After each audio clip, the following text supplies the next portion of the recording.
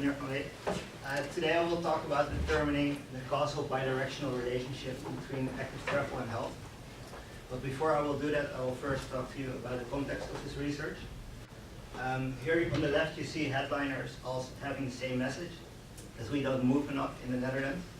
And around 55% of the population doesn't meet the norm of 150 minutes per week. This is a problem because physical inactivity is linked to health benefits, or physical activity is linked to health benefits. So active travel is seen as an interesting way to increase the amount of physical activity. Active travel in this research is traveling either for leisure or transport while using an active mode such as walking or cycling. It is more easy to stimulate because everybody has to travel.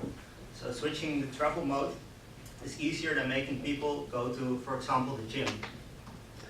Active travel can be easiest understood by people cycling to your work, for example. It's an example of active travel. And also it has other benefits. Stimulating active travel also will increase the accessibility. It will decrease the congestion. It will decrease emission. So on 12th of July 2018, the Secretary of State van Veldhoven sent this letter to the Tweede Kamer with a message that she has 100 million euros available to invest in active travel. And she wants to do this by building new cycling infrastructure and bicycle parking spots. And she wants to realize a mode shift of 200,000 commuters switching from the car to the bicycle. And this way she wants to realize the benefits I just mentioned. So now we'll talk about my own research, of the subject of my research, and that is active travel and health. So why did I focus on the benefits of health? Because the benefits of health, can be up times to 4 times the cost, can be 4 times larger than the cost of building cycling infrastructure. So active travel influences health because it's a subset of physical activity. And the first idea is that increasing active travel will therefore can just be added to the total amount of physical activity and will have the same health benefits. On the left here you see the report by the CICIO. The CICIO is a research institute, and they monetize the values of active traveling. And this can be understood as everybody who cycles a kilometer more will have such an extra value, an added value. And these values are used to compare alternatives. For example, if you want to build a new cycling infrastructure, you want to know how much benefit you will have and how much it will cost. And then based on the profit you will get for an alternative, you can compare alternatives against each other. This is done in the cost-benefit analysis. Oh, sorry. The CICIO also wrote that the health benefits are currently not yet fully understood, and that there are still some things we have to understand before we can get the exact estimations of the health benefits of increasing active travel. So the complex causal relationship is also acknowledged in scientific research. And Meneer Van Wee and Ettema wrote a review about travel behavior and health. And in this review, they explained that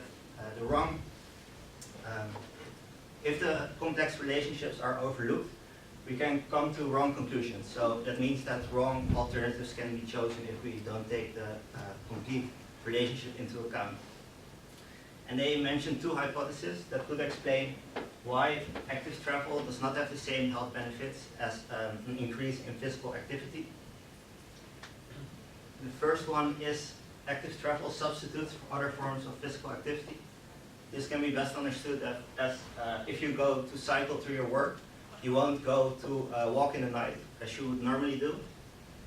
This would mean that if this effect occurs and is not taken into account in your estimations, then you will have an overestimation of the total physical activity, and therefore also an overestimation of the total health effects. Currently, CICIO corrects their values for this possible hypothesis. And to examine this, I used the indicator of leisure physical activity. So I examined active travel, the effect of active travel on leisure physical activity or sports. And currently the relationship is not yet fully, or the knowledge regarding this relationship is scarce and is not yet fully understood. There are still contradicting research or findings. The second hypothesis that could explain why active travel does not have the same health benefits is because there exists a causal bidirectional relationship between active travel and health. Bidirectional means that two variables influence each other. So X influences Y and Y influences X. Yes. You can understand this the best by thinking about people who cycle more are more healthy, and also healthier people cycle more.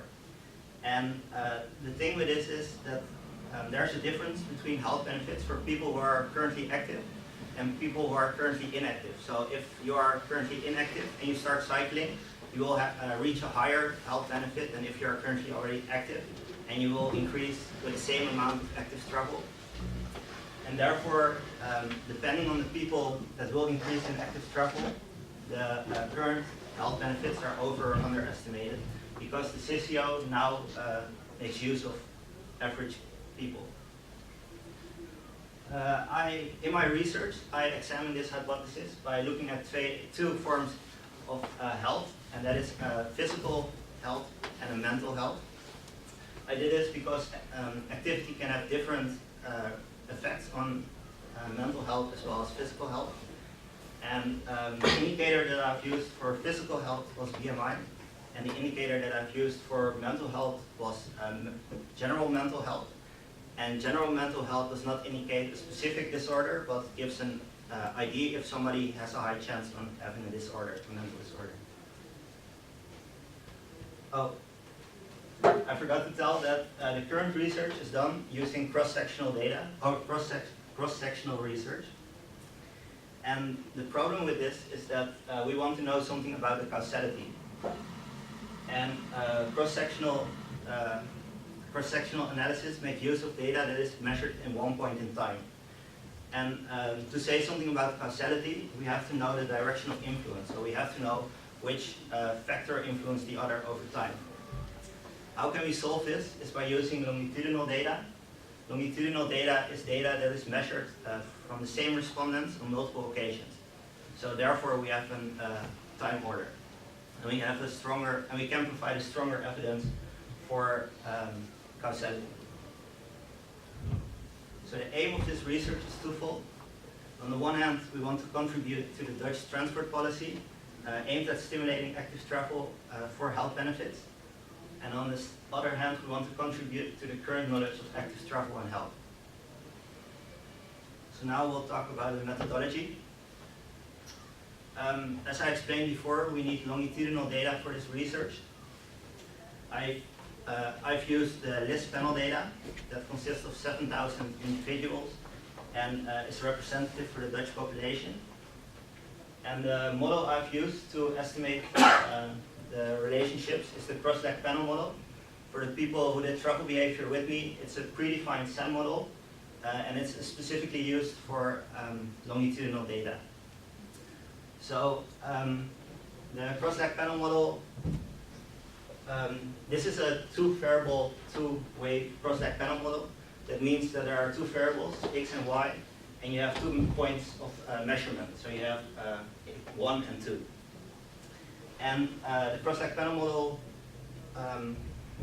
predicts the value by taking into account its previous value, and that's the stability effect, as it is there, and also the effect from the other variable, that's the cross-leg effect. And the cross-leg panel model can be used to say something about causality by looking at the cross-leg effects.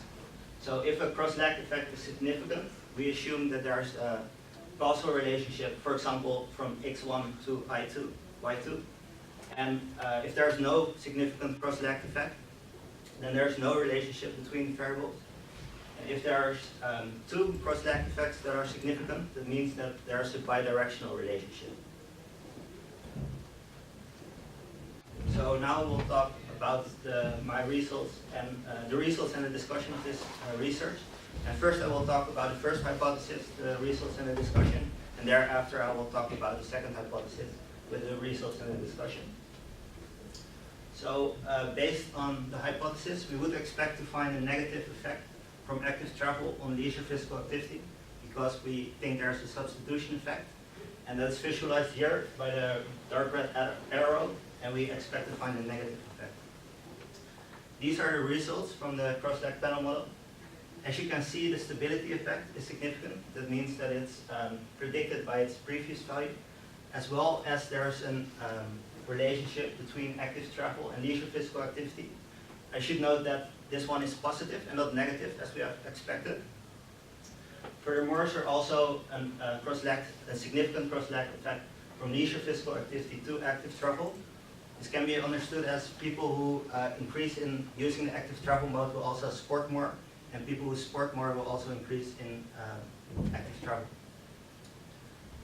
So based on these results, we have to falsify the hypothesis. We found a significant effect from active travel on leisure physical activity.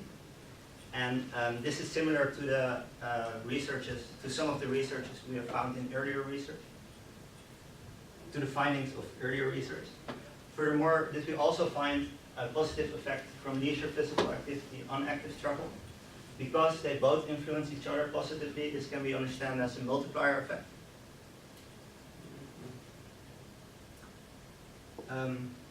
Yes. So in the second hypothesis, we tested the bidirectional relationship. This is here pictured as two cross-lag effects that are both significant. That's what we expect given the hypothesis. So as you can see here, the cross-lag effects are not significant in both, as well for mental health as well as for weight. And the stability is significant. Furthermore, the stability for BMI is relatively high significant, as the maximum value is 1.